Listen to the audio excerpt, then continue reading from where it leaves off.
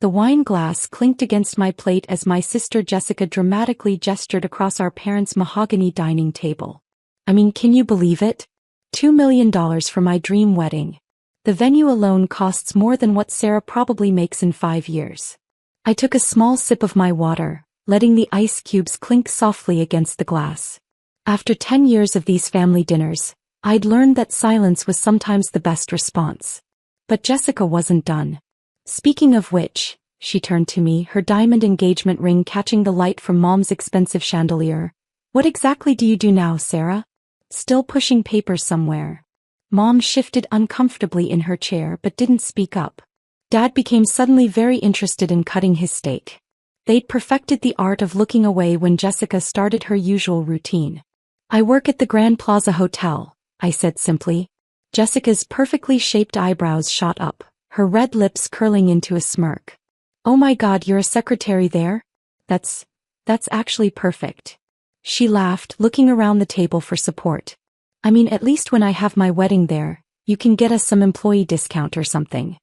I froze mid-bite. Your wedding is at the Grand Plaza? Of course it is, Jessica rolled her eyes. James proposed at their rooftop restaurant. It's only fitting we have the wedding there too. They're the most exclusive venue in the city. But I guess you wouldn't know that, being just admin and all. Our mother finally attempted to intervene. Jessica, honey, maybe we could talk about something else? Why? I'm just saying what everyone's thinking. Jessica waved her hand dismissively. Sarah's always been the practical one. Some people are meant for bigger things and others, she gestured vaguely in my direction, well, they're meant to support those bigger things. I thought about the contracts sitting on my desk, the meetings I'd led that morning, the team of lawyers who reported to me. I thought about the fact that just yesterday, I'd approved a 7-figure renovation project for the exact ballroom where Jessica wanted to have her perfect wedding. But I stayed quiet. Not because I was ashamed, but because sometimes the best moments come from perfect timing. Have you signed the contract yet? I asked, keeping my voice neutral. James is handling all that boring paperwork stuff, Jessica said, checking her reflection in her phone camera. He's meeting with their legal team next week. I just pick everything I want and he makes it happen. That's how it works when you marry someone successful. I nodded slowly, thinking about the preliminary contract that had arrived on my desk this morning. James Parker, CEO of some tech startup, requesting our premium wedding package. The same James who hadn't bothered to check who actually ran the legal department at the Grand Plaza Hotel Group. You know, Jessica continued, warming to her favorite topic herself, maybe I could put in a good word for you with the management there. Get you moved up from reception or wherever you're sitting. It must be so depressing watching other people live their dreams while you just file things. Dad cleared his throat. Jessica, that's enough. What? I'm being nice. She protested. It's not my fault Sarah never had any ambition. Remember when she quit her law firm job? All that education wasted just to be a secretary. The truth was I had quit that soul-crushing corporate law job 5 years ago. But not to become a secretary. I'd been headhunted by the Grand Plaza Hotel Group to revamp their entire legal department. In 3 years I'd been promoted to legal director, overseeing all contracts, acquisitions and legal operations for their entire chain of luxury properties. My salary was probably triple what Jessica's fiancé made, but I'd never felt the need to announce it. Success, real success, doesn't need an audience. Well, I said, standing up and gathering my things, this has been lovely, but I have an early meeting tomorrow. Oh right, Jessica snickered. Got to get those copying machines warmed up early. I smiled, thinking about the meeting I actually had scheduled, reviewing her wedding contract with our events team. Something like that. As I walked to my car, my phone buzzed. It was an email from James's assistant, confirming their appointment for contract signing next week. I typed a quick response, signing it with my full title. Sarah Mitchell, Legal Director, Grand Plaza Hotel Group. 3 days. In 3 days, Jessica would walk into my office, expecting to find some junior lawyer with her contract. Instead, she'd find me, the person who could make or break her dream wedding with a single signature. Sometimes the best revenge isn't telling people who you are. It's letting them figure it out for themselves. I started my car, thinking about the look that would cross Jessica's face when she realized that her just admin sister was actually the one person standing between her and her perfect $2 million wedding. This was going to be interesting. The morning of the contract signing dawned crisp and clear. I sat in my corner office on the 32nd floor of the Grand Plaza, watching the sunrise paint the city skyline in shades of gold. My assistant, Thomas, knocked softly before entering. "Ms. Mitchell, your 9 a.m. appointment is here early. Mr. Parker and—" He paused, checking his tablet. "His fiancée are waiting in the main conference room." I glanced at the antique clock on my wall. 8:37 a.m. Jessica had never been early for anything in her life. This wedding must really matter to her. "Let them wait," I said calmly, adjusting my Cartier watch, a gift to myself after my last promotion. "Bring them in at exactly 9. I spent the next 20 minutes reviewing their contract one final time, though I'd already memorized every detail. The Grand Plaza's premium wedding package.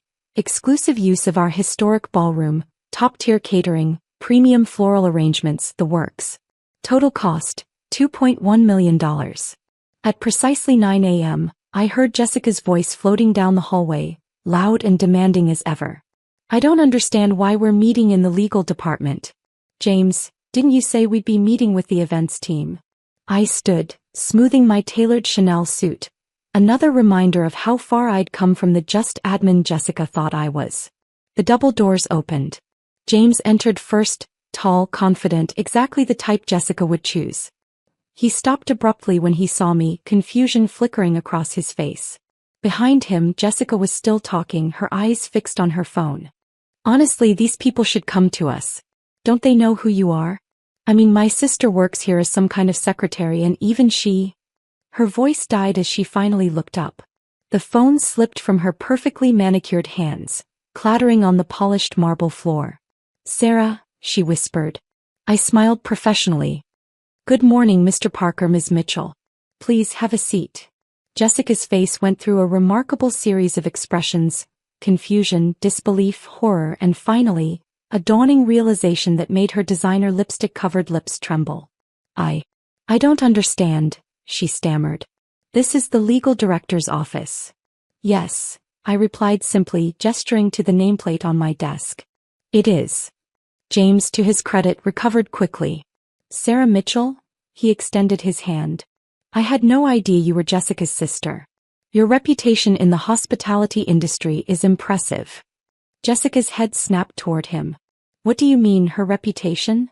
James looked uncomfortable. "Sarah Mitchell is one of the youngest legal directors in the luxury hotel industry. She's transformed the Grand Plaza's legal operations. They've acquired 3 new properties under her leadership." He turned to me. I should have made the connection with the last name. Jessica sank into one of the leather chairs, her face pale beneath her expensive makeup. But you said you worked here. You never said." "You never asked," I replied, opening their contract. "You assumed." The next hour was deliciously uncomfortable. I walked them through every detail of the contract, watching Jessica shrink smaller with each passing minute. Every time I mentioned a figure, the $50,000 flower budget, the $200,000 catering minimum, she flinched. "Now," I said finally, "there are a few issues we need to discuss." Jessica's head shot up. "Issues?" "Yes. Our premium package requires a 50% non-refundable deposit. Additionally, there are several date conflicts with your chosen weekend. The ballroom is already reserved for a charity gala I personally oversee." But that's our date," Jessica whispered. "We've already sent save the dates." "I see." I made a show of checking my calendar. "Well, as a courtesy to family, I might be able to help resolve these conflicts. Although," I paused, meeting her eyes, "I'm just admin, so my influence might be limited." The words hung in the air between us, heavy with meaning. Jessica's face crumpled as her own cruel comments came back to haunt her. "Sarah, I didn't know. I'm so—" I held up a hand, stopping her. "Let's keep this professional, shall we? Now about that deposit." As I continued reviewing the contract, I thought about all the family dinners, all the snide comments, all the times Jessica had tried to make me feel small. Now, sitting in my office, wearing a suit that cost more than her first car, I realized something important. Success doesn't need to shout to be heard. Sometimes it just needs to wait for the right moment to whisper. "One more thing," I said, pulling out another document. As legal director, I need to approve all premium event contracts personally. So Jessica, I slid the paper across my desk, watching her eyes widen at the seven-figure total. Shall we discuss how you'd like to proceed? The fallout from that meeting rippled through our family like a stone dropped in still water. By dinner time, my phone was flooded with messages. Mom's tentative apologies, Dad's awkward attempts at reconciliation, and most surprisingly, a lengthy email from James, Jessica's fiancé. I had no idea about the family dynamics, he wrote. Jessica's version of your career path was significantly different from reality. I'm actually embarrassed I didn't connect the dots sooner. Your reputation in the industry is stellar. I sat in my home office, a glass of aged whiskey in hand, reading the messages but not responding. My penthouse apartment overlooked the same city skyline visible from my office, though now it was dotted with evening lights. This view had cost more than Jessica's entire wedding budget, but unlike her, I'd earned every penny myself. The next morning, my assistant Thomas intercepted me as I walked into the office. Your sister has been calling every hour since we opened, he said, holding out a stack of pink message slips. She's also in the lobby.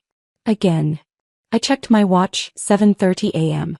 Jessica, who had never willingly woken up before 9, had been waiting in the lobby of my building. Send her up in 30 minutes, I said, settling into my morning routine. When Jessica finally walked into my office, she looked different. Gone was the perfectly curated Instagram-ready appearance. Instead, she seemed smaller, almost fragile. Sarah, she started, then stopped, twisting her engagement ring nervously. I don't even know where to begin. I gestured to the chair across from my desk. The beginning might work. She sat down, smoothing her skirt with shaking hands. I've been awful to you. For years. I always thought I was the successful one. The one who had it all figured out. And it was easier to believe you were struggling than to admit maybe I was wrong. Wrong about what exactly? I kept my voice neutral. Everything. Her voice cracked.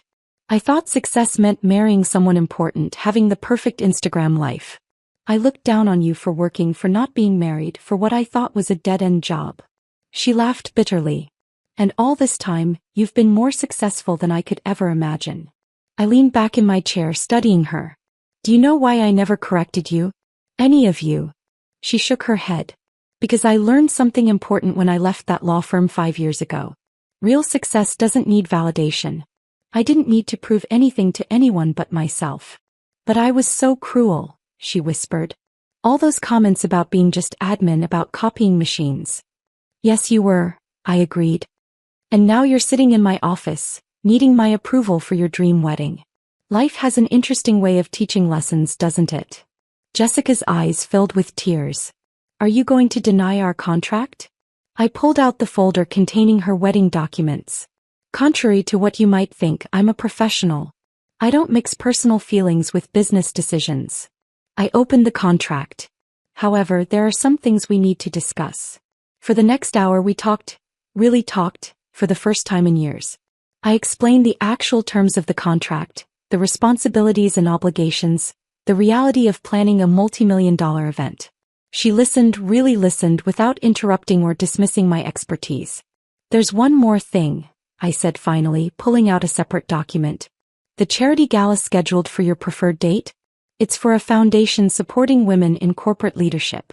As the chair of the foundation's board, I could potentially move some things around. Her head snapped up. You do that? After everything? On one condition, I said, meeting her eyes. You join the foundation's mentorship program. Spend 6 months learning what it really means to build a career, to earn respect rather than expect it. But I don't have a career, she stammered. I've never really worked. Exactly. I handed her the foundation's brochure. Maybe it's time to change that. To my surprise, she took the brochure with trembling hands and actually started reading it. Would you be my mentor? She asked quietly. No, I said firmly. You need to learn from someone who isn't family. But I'll be watching your progress. As she left my office that day, something had shifted between us. Not forgiveness exactly, but understanding. She had finally seen me, not as her struggling sister, not as someone to mock, but as the woman I'd become while she wasn't looking. 3 months later, I sat in the back of our foundation's quarterly meeting, watching Jessica give her first presentation. She wasn't polished or confident yet, but she was trying. Really trying. Her Instagram posts about luxury shopping had been replaced by posts about professional development and women in business. My phone buzzed with a message from James. "Thank you. He's different now. Better." I smiled, remembering that family dinner where Jessica had laughed about me being just admin. Sometimes the best revenge isn't proving people wrong. It's helping them become better people in spite of themselves. The next family dinner was different. Jessica didn't dominate the conversation with wedding talk. Instead, she asked me about my career journey, about the challenges I'd faced, about the lessons I'd learned. "I can't believe how blind I was," she said quietly as we helped Mom clear the dishes. "All those years I thought I was better than you because I had the perfect life on paper. But you were building something real." I handed her a plate to dry. "It's never too late to build something real of your own." She nodded, looking down at her engagement ring. "I know. That's why James and I are postponing the wedding. I want to find my own path first, build my own success story." I smiled, thinking about the contract still sitting in my desk drawer. Sometimes the biggest victories aren't the ones we plan. They're the moments when those who once looked down on us finally look up and see us clearly. And sometimes, just sometimes, they become better people because of it.